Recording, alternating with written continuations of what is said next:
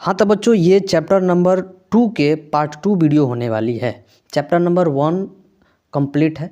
Chapter number 2 के part 2 video होने वाली है। अगर पार्ट 1 नहीं देखे हो तो देख लो, अच्छा रहेगा इसको समझने में। चलो तो यहाँ पे आज हम लोग जो है ना भस्म के बारे में पढ़ेंगे। पहले जो है हम लवण के क्या बोलते हैं अम्ल के बारे में पूरी तरह से क्लियर कर चुके हैं पूरी डिटेल से। अब जो है ना भस्म के बारे में या क्षार कहो उसके बारे में जो है ना पढ़ने वाले हैं। तो लिखो क्षार या क्षारक, ठीक है। तो यहाँ पे हम लोग देते हैं क्षार ही देते हैं क्या, उसको भस्म कोष्ठ में डाल देंगे क्या। चलो बच्चों तो यहाँ पे हम लोग हेडिंग डालते हैं क्षारक,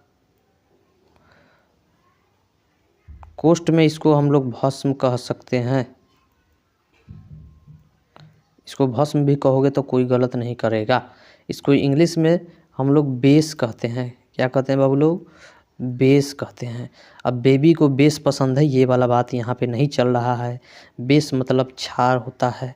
ओके चलो अब देखो बच्चों यहाँ पे इसको थोड़ा हम 1 मिनट रुक जाओ, छोटा कर लेते हैं। चलो अब देखो बच्चों हमने जिस तरह अम्ल के बारे में पढ़ा था गुण के आधार पर और आर्हेनियस के अनुसार, उसी प्रकार क्षार के बारे में भी हम लोग गुण के आधार पर और आर्हेनियस के अनुसार पढ़ेंगे।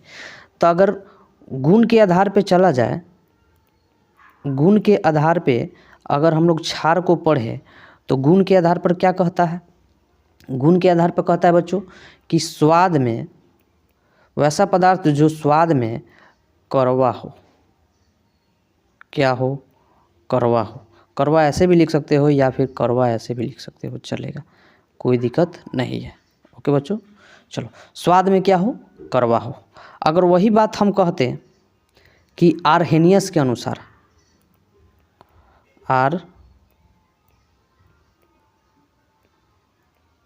आर्हेनियस के अनुसार, आर्हेनियस के बारे में हम बता दिए हैं पूरी तरह से क्या था। 1804 में जो है ना 1884 में जो है ना ये क्या कहा था, H+ आयन प्रदान करता है अम्ल जल में घुलने के बाद। जो स्वीडन का रहने वाला था, कहाँ के रहने वाला था, स्वीडन का, याद है ना, शायद स्वीडन के बारे में नहीं बताए थे। स्वीडन का रहने वाला था, कहाँ का रहने वाला था बच्चों, स्वीडन का, याद है। 1884 में कहा था कि जल में घुलने के बाद जो है ना कोई पदार्थ अगर H+ आयन प्रदान करता है तो समझ जाना कि वह अम्ल है। तो उसी प्रकार आर्हेनियस जी ने क्या बोले थे, आर्हेनियस जी ने बोले थे कि यदि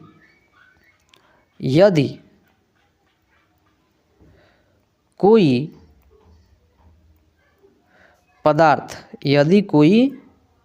पदार्थ जल में यानी H2O, जल कहने का मतलब कथी, H2O, जल में घुलने के बाद, जल में कथी, घुलने के बाद OH- आयन प्रदान करे, OH- आयन प्रदान करे तो वह पदार्थ क्षार या क्षारक है। तो वो पदार्थ क्षार है, चाहे उस पदार्थ को क्षार कहते हैं। यहाँ तक बुझा गया क्षारक किसे कहते हैं। अब देखो ये तुम्हारा आर्हेनियस के अनुसार और गुण के आधार पे कंप्लीटली हो गया। अब कहेगा एग्जाम्पल में बताना दो क्षार को कैसे पहचानेंगे। तो देखो एग्जाम्पल पे चलते लेते हैं, एग्जाम्पल से बुझा जाएगा। देखो एग्जाम्पल में देंगे पोटेशियम हाइड्रोक्साइड लेते हैं। पोटेशियम हाइड्रोक्साइड के साथ हम जल का अभिक्रिया यानी जल के विलयन में डालते हैं। तो देखना एक चीज़ देखने को मिलेगा, जो पोटेशियम है वो आपका H जो प्लस आयन के साथ रहता है। पोटेशियम आपका जो है ना प्लस आयन के साथ रहेगा और ये जो आपका जो बचा हुआ चीज़ है OH, ये आपका जो है ना छंट जाएगा। बचा हुआ चीज़ जो है OH आपका छंट जाएगा, यानी ये टूट के बिखर जाएगा। ये आपका अलग छंट गया और ये आपका अलग छंट गया। तो आर्हेनियस तो यही ना कहता है कि OH- प्रदान कर दे, ये आयन जो है ना क्या किया, प्रदान कर दिया। तो समझ आना ये क्या है बच्चों, ये क्या है बच्चों, क्षार है। क्या है, क्षार है। बुझा गया ना, ये क्या है, क्षार है। चलो तो हम समझ गए कि ये जो KOH है क्या है, क्षार है। चलो अगर वही चीज़ कह दें, एक और एग्जांपल ले लेते हैं, NaOH यानी सोडियम हाइड्रोक्साइड लेते हैं और इसको जल में जो है ना विलय कराते हैं। तो जल में विलय करेंगे बच्चों तो ये क्या बना देगा, ये क्या बना देगा, तो सोडियम हाइड्रोक्साइड है ना, तो ये आपका सोडियम अलग छाट देगा और हाइड्रोक्साइड को अलग छाट देगा। तो Na तो प्लस होता है, Na प्लस होता है, परमाणु संख्या इसका कितना होता है 11। अब देखो Na प्लस होता है और ये OH आपका जो है ना इधर माइनस हो गया। तो जब माइनस हो गया, ये वाला चीज़ माइनस हो गया, OH माइनस हो गया, तो आर्हेनियस के अनुसार ये क्या कहलाया, ये क्या कहलाया, क्षार कहलाया कि नहीं। ये आर्हेनियस के अनुसार क्षार कहलाया कि नहीं। देखो ना OH माइनस प्रदान कर रहा है कि नहीं, कर रहा है कि नहीं, बोलो जल्दी, कर रहा है। तो ये क्या कहलाया बच्चों, ये आपका जो है ना ये वाला भाग मतलब सोडियम हाइड्रोक्साइड और ये पोटेशियम हाइड्रोक्साइड क्या है, क्षार है। समझ में आ गया, कोई दिक्कत नहीं है, लिखते चलो फायदा रहेगा। अब देखो बच्चों, जो हम लोग यहाँ पे इसका बात कर रहे हैं तो ये आपका हाइड्रोजन है, कच्ची है, हाइड्रोजन है, याद रखना ये क्या है, हाइड्रोजन। और जो हम इसका बात कर रहे हैं तो ये जो है ना आपका हाइड्रोक्साइड है, हाइड्रोक्साइड, ये अब क्या है, हाइड्रोक्साइड है। तो हाइड्रोक्साइड पे माइनस चार्ज होता है और हाइड्रोजन पर प्लस चार्ज होता है। बात समझ रहे हो ना। चलो तो ये बुझा गया आपको, कोई दिक्कत नहीं है, बात समझ रहे हो। अब तो आप लोगों को ये बहुत डाउट कर रहा होगा, क्षारक,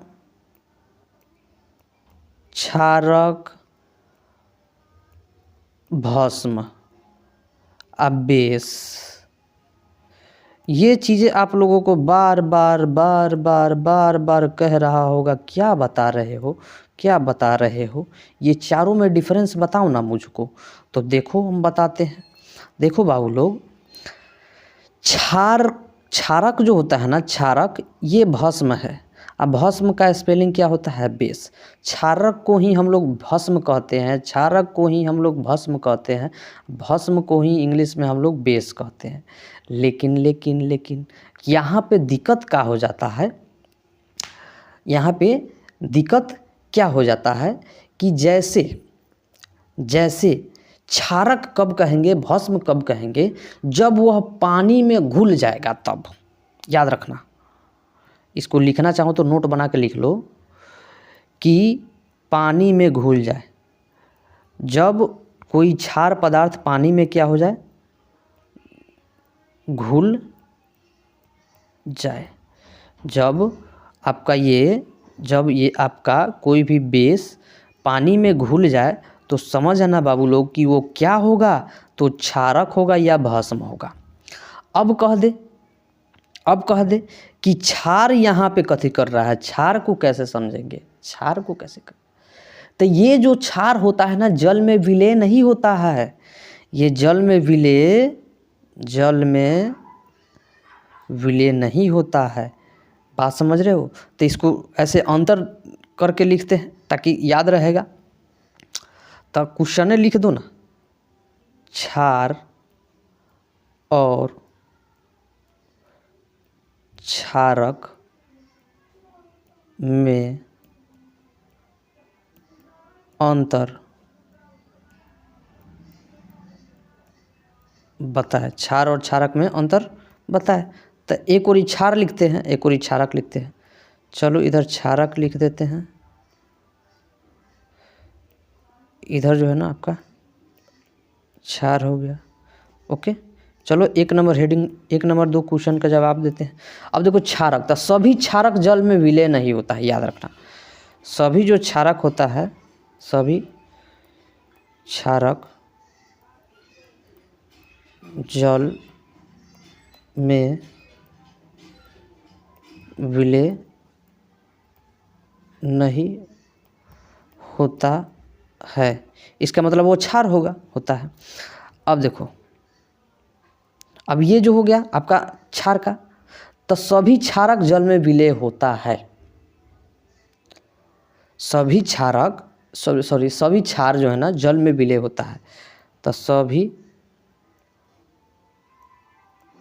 क्षार जल में विलय मतलब कहते हैं मिल जाना, विलय होता है। अगर वही बात इधर लिखा जाए दूसरा का, क्षारक का, तो देखो सभी क्षारक क्षार नहीं होते हैं, सभी क्षारक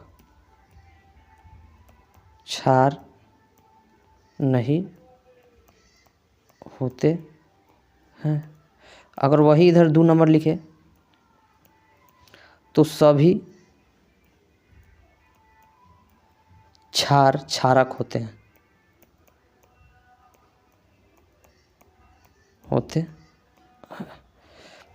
समझ में आ गया। चलो ये आपका जो है ना अंतर हो गया।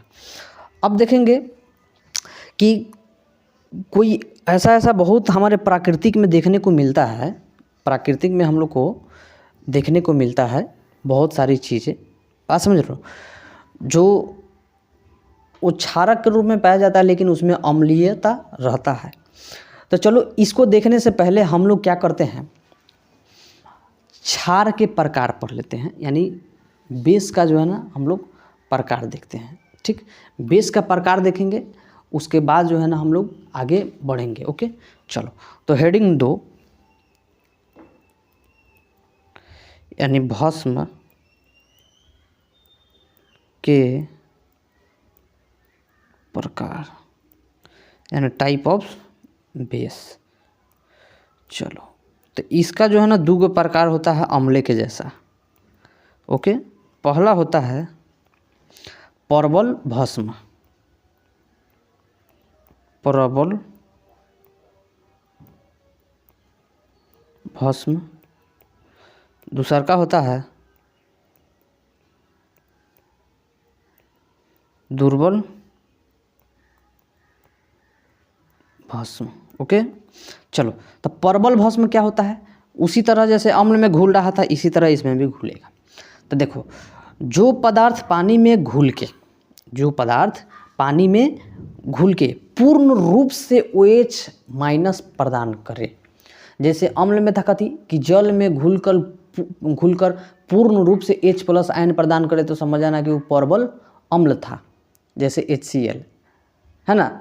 अगर वही आपका जो है ना पूर्ण रूप से जल में घुलकर आंशिक रूप मैंने कहे तो आंशिक रूप से जो है ना H+ आयन प्रदान करता था, घुल तो जाता था लेकिन H+ आयन जो है ना आंशिक रूप से प्रदान करता था, तो उसको हम लोग क्या मानते थे, दुर्बल अम्ल। तो उसी प्रकार इसमें OH जो है ना पूर्ण रूप से जो है ना आयन प्रदान करेगा। तो लिखो, जो पदार्थ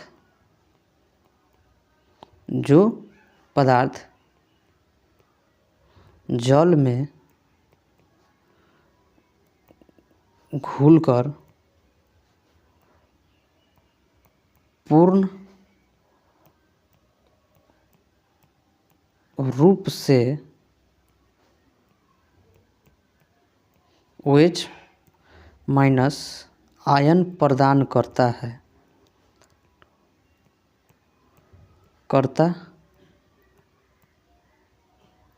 है उसे प्रबल भस्म कहते हैं। एग्जाम्पल अगर देखें, अगर एग्जाम्पल का है तो ये पोटेशियम का बात किए ना, potassium hydroxide, sodium NaOH, sodium hydroxide, ये सब के साथ हम जल में अभी क्रिया कराए थे ना उस समय, एक बार और करा के दिखा दे क्या। अगर जल में कराएंगे H2O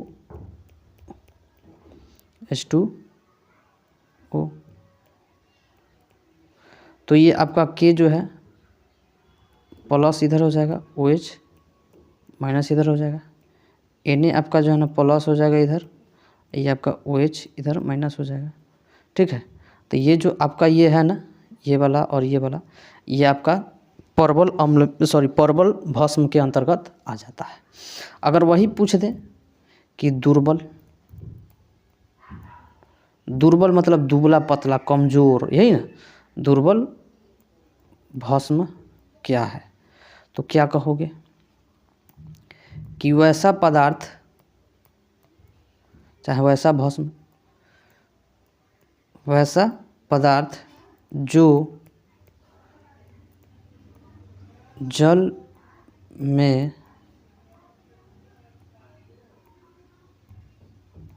घुलकर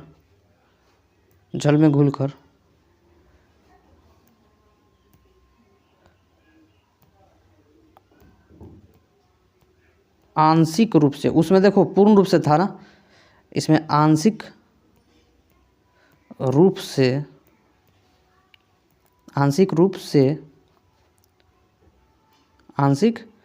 से OH माइनस आयन प्रदान करता है, उसे क्या कहते हैं, उसे दुर्बल अम्ल कहते हैं। कोई दिक्कत? नो। एग्जाम्पल अगर देखा जाए तो एग्जाम्पल में आपका कैल्शियम को ले ले, कैल्शियम डाइहाइड्रोक्साइड ना, चलो CaOH का होल ट्वाइस मारो, MgOH का होल ट्वाइस। अब कहोगे ये कैसे मान ले हम, तो नहीं मानेगा तो देखो ना हम मनवा रहे हैं कैसे।